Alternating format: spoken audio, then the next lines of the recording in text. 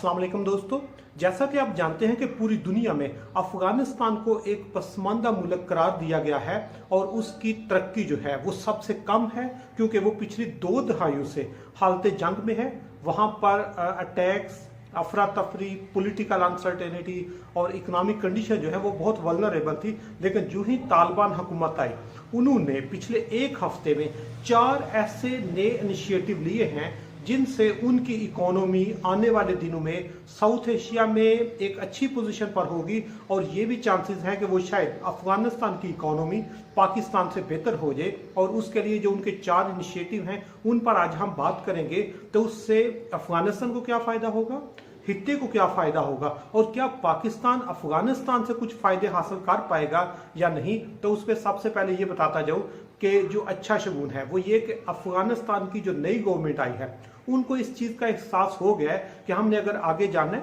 दुनिया के साथ compete करना है या अपने लोगों को खुशहाल जिंदगी देनी है तो अपनी मईशत बेहतर करनी होगी, अपने रिसोर्सेज को इस्तेमाल करना होगा, अपने लोगों को इस्तेमाल करना होगा। और उसके लिए अफगानिस्तान ने डायरेक्ट किसी और कंट्री के साथ एग्रीमेंट नहीं किया, डायरेक्ट चाइना के साथ 25 साल मंसूबा साइन कर लिया है। अब अफगानिस्तान और चाइना मिलकर जो पहला प्रोजेक्ट करेंगे वो वहां पर अफगानिस्तान से तेल के जखायर को निकालेंगे और अभी उन्होंने रोजाना 100 टन तेल निकालना शुरू कर दिया है। और वो कह रहे हैं कि इस साल के एंड तक अफगानिस्तान से रोजाना 1000 टन जो है तेल, जो तकरीबन 23,000 बैरल के बराबर होगा, वो निकालना शुरू हो जाएगा। और अगर रोजाना अफगानिस्तान से 23,000 बैरल तेल निकलना शुरू हो जाता है तो उससे उनकी इकोनॉमी को लाखों नहीं करोड़ों डॉलर का फायदा होगा। दूसरे नंबर पर अफगानिस्तान के जो उनके वजीर माशियात हैं उन्होंने ये भी ऐलान किया है कि जो ही हमारे पास तेल के ज़खायर निकलेंगे हम वहां पर उन फर्म्स में अपने नौजवानों को एंगेज करेंगे ताकि उनको रोजगार मिले, जिससे उनकी मईशत का पहिया जो है वो चलना शुरू हो जाएगा।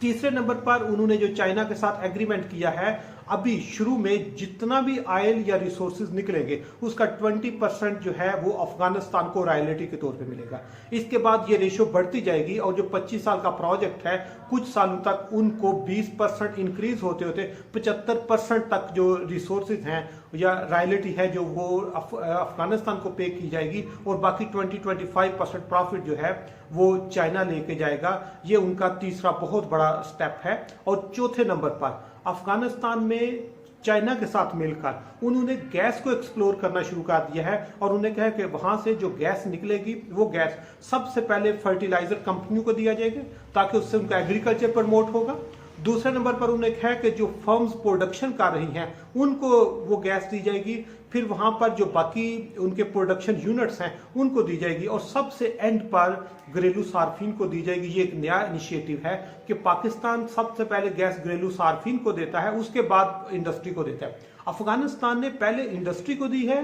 पहले फर्टिलाइजर को दी है, पहले प्रोडक्शन यूनिट को दी है, फिर घरेलू सार्फिन को दे रहे हैं ताकि उनकी, जिससे अंदाजा होता है कि मईशत प्रायोरिटी है, लोग उससे बेनिफिट लेंगे। ये उनका एक बहुत बड़ा इनिशिएटिव है। इसके साथ उन्होंने चाइना के साथ मिलकर जो वो सबसे इंपॉर्टेंट चीज है कि उन्होंने हेल्थ सेक्टर में इन्वेस्टमेंट शुरू की है, हेल्थ के साथ प्रोडक्शन में शुरू की है और उनके साथ ट्रेनिंग के लिए उनके साथ एग्रीमेंट हो रहा है। और इसमें जो इंटरेस्टिंग चीज है वो ये है कि इस वक्त अफगानिस्तान ने जो एस्टिमेट किया है उनके पास $3 ट्रिलियन के रिजर्व्स हैं, नेचुरल रिसोर्स एक्सप्लोर किए हैं जिनको वो इस्तेमाल कर सकते हैं। और अगर अफगानिस्तान अगले चंद सालों में 3,000 अरब डॉलर के रिसोर्सेज, कुदरती ज़खायर को एक्सप्लोर कर लेता है तो वो शायद एशिया में या साउथ एशिया में पाकिस्तान से बड़ी मईशत बन जाए, वो शायद नेपाल से बड़ी मईशत बन जाए, श्रीलंका को टॉप कर जाए, बांग्लादेश को टॉप कर दे, क्योंकि उनके पास अगर 3,000 अरब डॉलर के रिजर्व होते हैं, रिसोर्सेज होते हैं, कुदरती ज़राए होते हैं, तो उससे यकीनन उनकी इकोनॉमी बेहतर होगी। और उनका जो बेहतरीन स्टेप है कि उन्होंने एकदम से मुकम्मल तावन जो है वो चाइना के साथ किया है। तो चाइना एक टेक्नोलॉजिकली एडवांस कंट्री है, वो यकीनन अफगानिस्तान को उनकी मुश्किलात से निकालेगी और निकालने के लिए उनकी मईशत उनकी कंट्री की रीढ़ की हड्डी के तौर पे साबित होगी।